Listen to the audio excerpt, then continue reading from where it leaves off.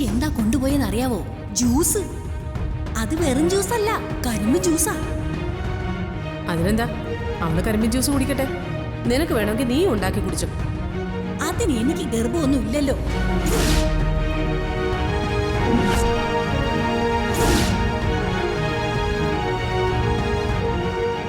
ഓക്കാനവും ഛർദിലും രാവിലത്തെ തലചുറ്റൽ മാറാനും വേണ്ടി ഗർഭിണികൾക്ക് കൊടുക്കുന്ന ജ്യൂസാ അത്.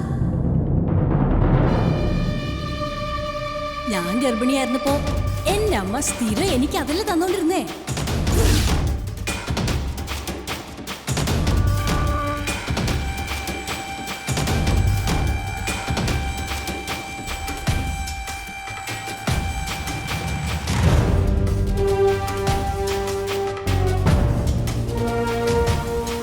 എനിക്ക് തോന്നുന്നത് ഇന്നലെ പപ്പായ ജ്യൂസ് കുടിച്ചതിന് ശേഷമായിരിക്കും കുഞ്ഞിനെ കളയണ്ടെന്നും പ്രസവിക്കണമെന്നും തീരുമാനിച്ചത്. അങ്ങനെ ആവാലോ.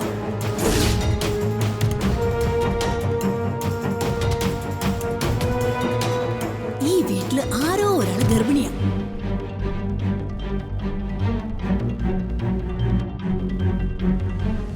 ഒരുമാതിരി ഗർഭിണികളുടെ ലക്ഷണങ്ങളാ നന്ദിനിയടുത്ത് ഇപ്പൊ കാണിക്കുന്നത്.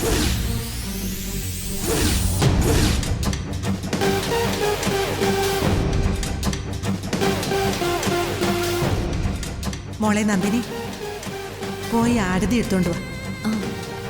മാലതി ചെയ്യും അമ്മ. അല്ല, നിനക്കെന്ത് പറ്റി? ഒന്നുമില്ലമ്മ.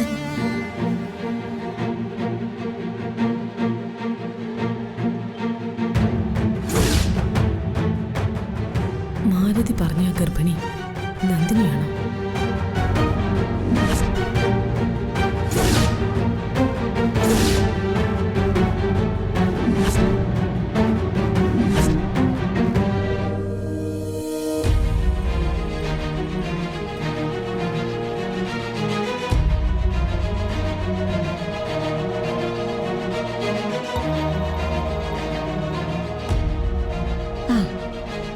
അത് ശരി, എവിടെ ഉണ്ടായിരുന്നോ?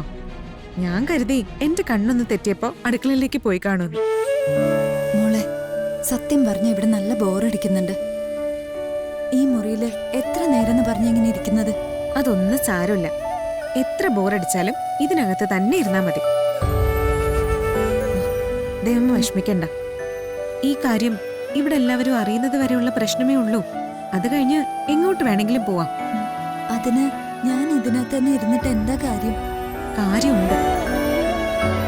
ഇവിടെ ബാക്കിയുള്ളവർക്ക് സംശയം വല്ലതും തോന്നി എന്തെങ്കിലും ഇതേപ്പറ്റി ചോദിച്ചാ ദേവമ്മ പതറും. തഞ്ചത്തിൽ ചെറിയച്ചൻ പറഞ്ഞ് ശരിയാക്കാനിരിക്കുന്ന കാര്യം ദേവമ്മയിലൂടെ എല്ലാരും അറിയും. അത് ചിലപ്പോ പ്രശ്നമായി എന്നും വരും. അതുകൊണ്ടാ ഇവിടെ തന്നെ ഇരിക്കാൻ ഞാൻ പറയുന്നത്. അത് ജഗദീഷ് എന്താണാവോ അമ്മയോട് പറയാൻ വൈകുന്നത്? അത് ആലോചിക്കുമ്പോ തന്നെ കൈയും കാലും വിറയ്ക്കുക.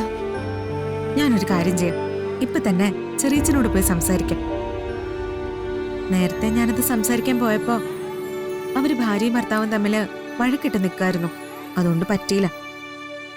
വാത്സല്യം